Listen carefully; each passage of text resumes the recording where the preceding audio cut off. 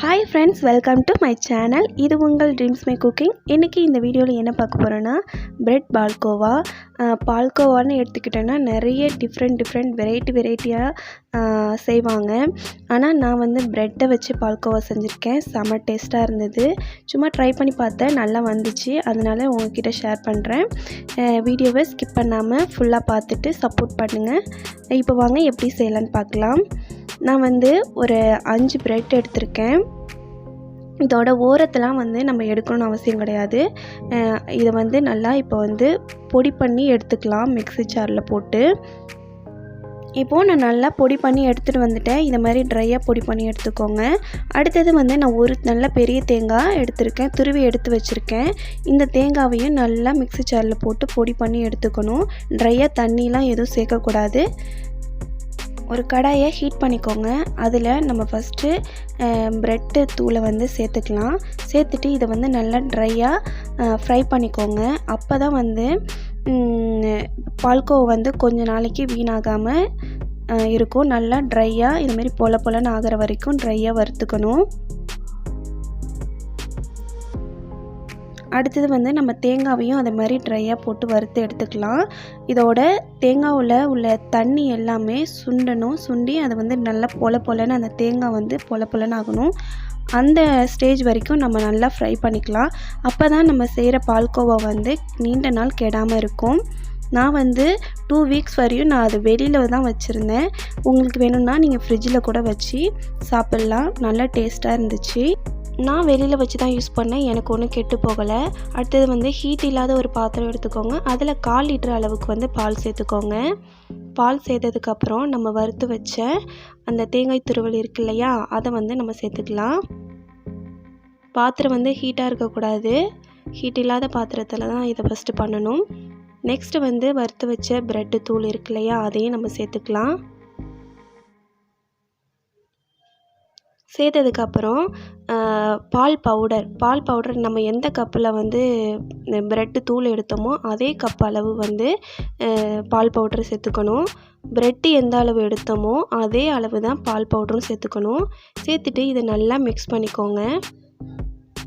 கட்டி இல்லாமல் நல்லா மிக்ஸ் பண்ணணும். ஸ்டவ் வந்து ஆனில் இருக்கக்கூடாது. வெறும் பாத்திரத்தில் தான் இதை ஃபஸ்ட்டு பண்ணிக்கணும். நம்ம எல்லாமே சேர்த்து பண்ணும்போது நிறைய வந்து அடி பிடிக்கும். கட்டி வந்து பிடிக்கிறதுனால ஃபஸ்ட்டு இதை மாதிரி பண்ணிட்டோம்னா நம்ம மெத்தட் வந்து ஈஸியாக இருக்கும்.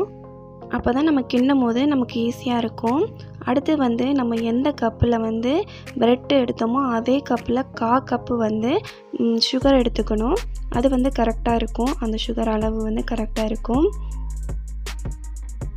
எல்லாம் மிக்ஸ் பண்ணதுக்கப்புறம் நல்லா கட்டி இல்லாமல் இதை மாதிரி மிக்ஸ் பண்ணிக்கோங்க. அதுக்கு அடுத்தது நம்ம ஸ்டவ்வை ஆன் பண்ணிக்கலாம். ஃபஸ்ட்டு ஹைலே வச்சு கிளறுங்க. நல்லா கிண்டிக்கிட்டே இருக்கணும். நல்லா இதை மாதிரி கொதி வந்ததுக்கப்புறம் நம்ம ஸ்டவ்வை வந்து சிம்மில் வச்சுக்கணும்.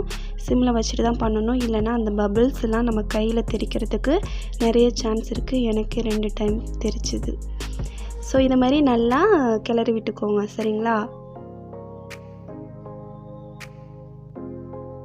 நல்லா கிளறி விட்டதுக்கப்புறம் இந்த ஸ்டேஜில் நம்ம ஒரு ஸ்பூன் அளவுக்கு சேர்த்தா போதும். நெய் சேர்த்துக்கணும். நெய் சேர்த்து நல்லா கிளறி விட்டுக்கோங்க. இதுக்கு வந்து ரொம்ப நெய்யெலாம் தேவைப்படாது. ஒரு 2 ஸ்பூன் நெய் இருந்தாலே போதும். இந்த பால்கோவா டேஸ்ட்டு அட்டகாசமாக இருக்கும். நான் ரொம்பலாம் நெய் சேர்க்கவே கிடையாது. 2 ஸ்பூன் தான் நான் நெய் சேர்த்தேன். நெய் சேர்த்துட்டு நல்லா இதை மாதிரி கிளறி விட்டுக்கோங்க. நல்லா சுண்டி வரணும். இது வந்து கொஞ்சம் லேட் ஆகிற மாதிரி இருக்கும். பட் சட்டுன்னு ரெடி ஆகிடும்.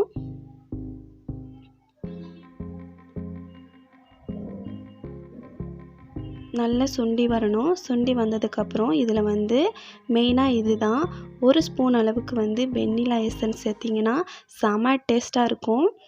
இந்த வெண்ணிலா எசன்ஸ் வந்து சேர்க்குறதுனால அந்த பால்கோவோட டேஸ்ட் வந்து அட்டகாசமாக இருக்கும்.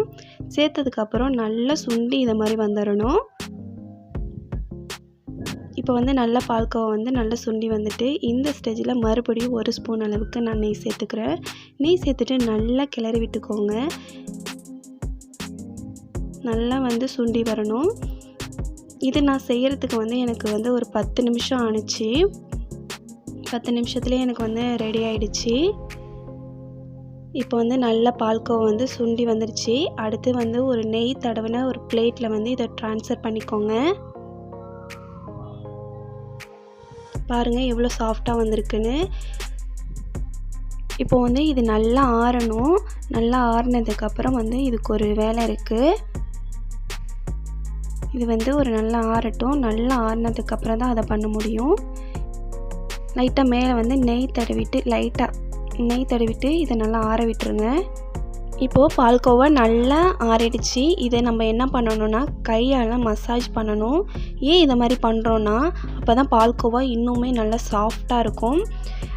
சாப்பிடும்போது ரொம்ப வந்து லபக்குன்னு உள்ளே போயிடும். அந்த அளவுக்கு வந்து சாஃப்டாக இருக்கும்.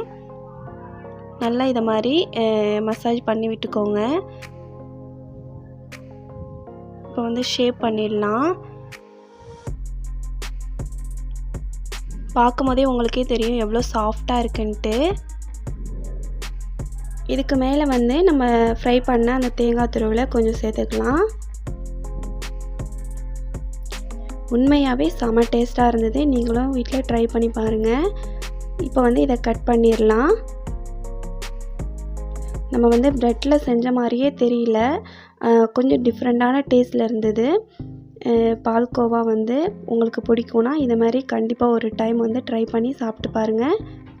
சாப்பிட்டுட்டு கண்டிப்பாக எனக்கு மறக்காமல் கமெண்டில் சொல்லுங்கள். இன்னும் கொஞ்சம் ரிச்சாக இருக்கிறதுக்காக நான் செர்ரி பழத்தை நடுவில் வைக்கிறேன். பார்க்கவே கலர்ஃபுல்லாக இருக்குல்ல. உங்களுக்கு இந்த வீடியோ பிடிச்சிருந்ததுன்னா லைக் பண்ணுங்கள், ஷேர் பண்ணுங்கள். மறக்காமல் ட்ரீம்ஸ் மேக் குக்கிங் உங்கள் கனவு சேனலை சப்ஸ்கிரைப் பண்ணிவிட்டு பக்கத்தில் இருக்கிற பெல் பட்டனை கிளிக் பண்ணுங்கள். தேங்க்யூ.